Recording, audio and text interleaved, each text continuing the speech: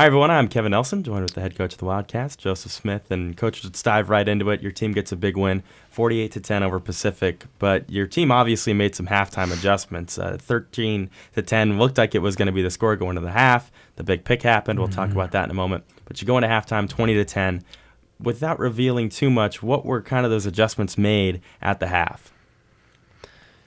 Well, first of all, we were quite pleased that we were at least I was, that we were in a tough situation. So many of our regular season games as of late have been not games, in the second half. So I liked the fact that we were in a negative situation and we needed to fix some things. I thought our defense played so well, really the whole game, and that's really what made it not much of an issue. But I liked that our offense struggled, had to fix a few things, and really it was a matter of just adjusting to some different fronts and really taking care of a few miscues that we had. And once we were able to do that, then I thought we moved the ball with great regularity. Mikey Arkin's the play of the game right before half, about 20 seconds until halftime. It looks like they're going to kick a field goal. You call a timeout and ice them. They shank the field goal. Then they send the offense back out for 4th and 1, and then Arkins picks it off and takes it 84 yards for the score. Kind of walk me through that crazy part of the game. The happiest two people probably on the field were myself and Coach Hazenberg for having decided to call a timeout there, and then he missed it. And then I thought, they're just going to go for it now, and then they did. And so when Mikey made that play, I thought that was obviously, as you know, it's such a pivotal, emotional play as much as anything, and gave our guys a lift. And I just think it speaks to having some veteran secondary players and some players that have been in tight situations were able to anticipate, look for something, adjust to something, and really attack the offense and make a giant play and turn the tide. Sam kind of struggled in this game. Riddle, 4 turnovers, 3 interceptions, a fumble. He was 50-50 on his completion percentage. What was that, kind of just a fluke, weird game, or something that we could dig deeper on? I think, anytime quarterbacks throw for a lower percentage, you have to look at what types of plays are being run.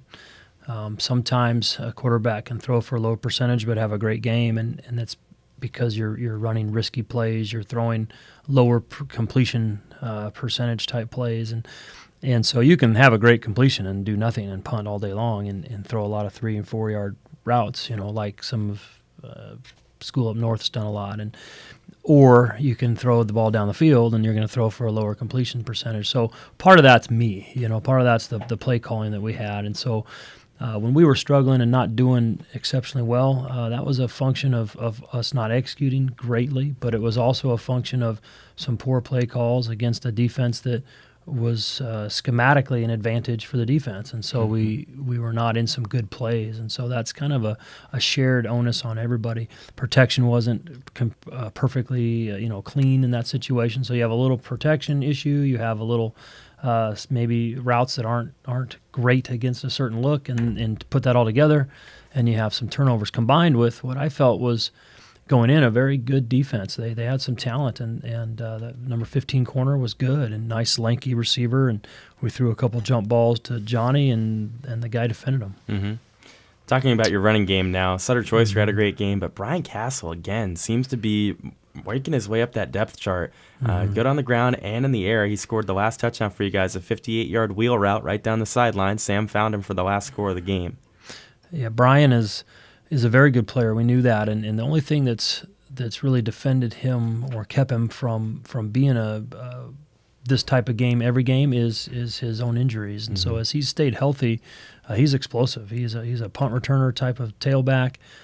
Great vision, great acceleration, and he can do all those things with ease as long as he stays healthy. So we're very excited to have a healthy Brian Castle. He gives us a tremendous third back, second back, whatever you want to call it, because all three of those guys can play. What clicked defensively? Because not only did you shut down the run game, and Pimentel, a very good running back in this conference, but the passing game was shut down too. Summerfield only threw for 125 yards. Well, in my opinion, when you see a team held very lowly or low output, you have to look at at the game plan that's put together. And I thought Coach Vaughn and our defensive coaches took away what they did well and forced them to try to beat them doing things they don't do well. And when you can do that on defense, you're going to be successful normally. So I thought we ran fit, or the different sets that they gave us very well. We were in position. We didn't make very many assignment mistakes. That's oftentimes where it starts. So good assignments, and that's all coaching, in terms of you got to take some credit for that. So I was very pleased with our defensive staff. That being said, our guys played very well. Again, that experience in the back row is so important to limiting surprise plays and big plays. And they had some good athletes. I thought, Pacific was a very worthy team. Mm-hmm. PLU downed your next opponent, Willamette, 30-10. Kind of what's the scouting report on the team from Salem? Well, the team from Salem, we're looking at pretty closely still. I don't know that I have a full scouting report yet, but I think at times they're up and down. They've looked very good some games, and other games they haven't looked as efficient. So they have some fine players on offense. They have a lot of very good athletes, I believe, in defense, particularly in the secondary. A lot of speed, and they do some very good things. They mix things up, so they're dangerous. I like what they do.